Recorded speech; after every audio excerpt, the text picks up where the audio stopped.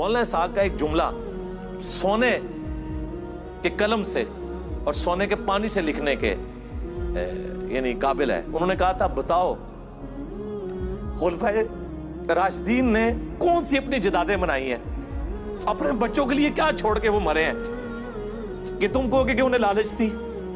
پوری زندگی چٹائی پہ حضرت عمر سوتے رہے مسجد کے اندر, اپنے بچے کو خلیفہ نہیں نامزد کیا. لوگوں نے حالانکہ مشورے دیے ہیں, حضرت ابو بکر نے اپنے بچوں کو خلیفہ نامزد نہیں کیا. پوری زندگی کس برسی میں ایک اسلام کے غالب ہونے تک ساری تکلیفیں لالا سے اٹھائیں. جب اس کا فروٹ کھانے کا وقت آیا ہے اس وقت بھی جنگوں کی مصیبت کاٹ رہے ہیں. بوڑھے وقت میں تو انسان آرام کرتا ہے.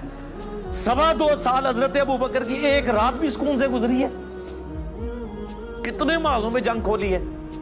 منکرین زکات, مسلمہ کذاب, پرشین امپائر اور ایون رومن امپائر کے لیے بھی آپ نے اپنے, وہ جب حضرت بلال نہیں ان کو روک رہے تھے حضرت بلال کو بھی بھیجنا پڑا. حضرت عمر کی پوری زندگی جنگوں سے عبارت ہے. پھر اپنی اولاد کے لیے کیا چھوڑ کے مرے. زیادہ خلیفہ بنا جاتے ہیں نا. جنہوں نے خلیفہ بنایا بنو امیہ نے, وہ نظر آ رہا ہے دنیا کے لیے سب کچھ کیا.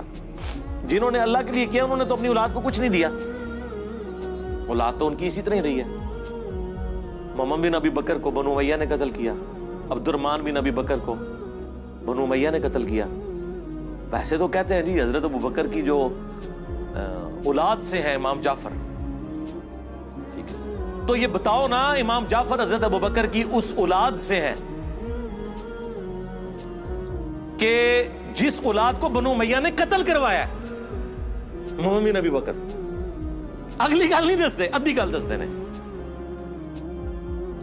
اس کو تو آپ درست ہی نہیں سمجھتے. یعنی اس سے مراد میں ناسبیوں کو کہہ رہا ہوں. اور ہمیں دوز لگاتے ہیں جی جو ائمہ تھے اہل بیت کے, وہ تو حضرت بکر کی اولاد میں. کیڑی اولاد؟ وہ اولاد جنہی پرورش مولا علی نے کی تھی, محمد بن بکر کی, جو جنگ جمل میں حضرت عائشہ کو سمجھاتے تھے.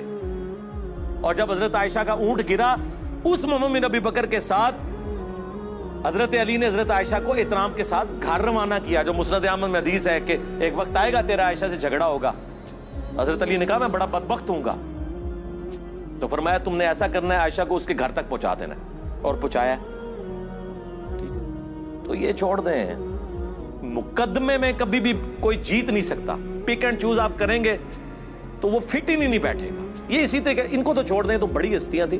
میں اپنے بارے میں دیکھتا ہوں کہ میرے بارے میں بلیم لگا رہے ہیں کہ جناب یہود و نصارہ سے فنڈنگ آ رہی ہے.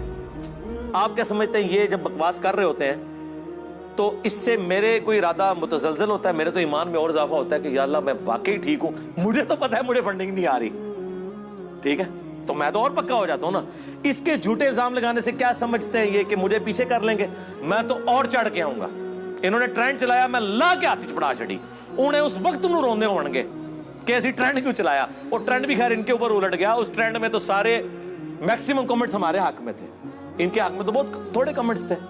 یہ چیز دیکھیں, پک اینڈ چوز نہ کریں مقدمے میں.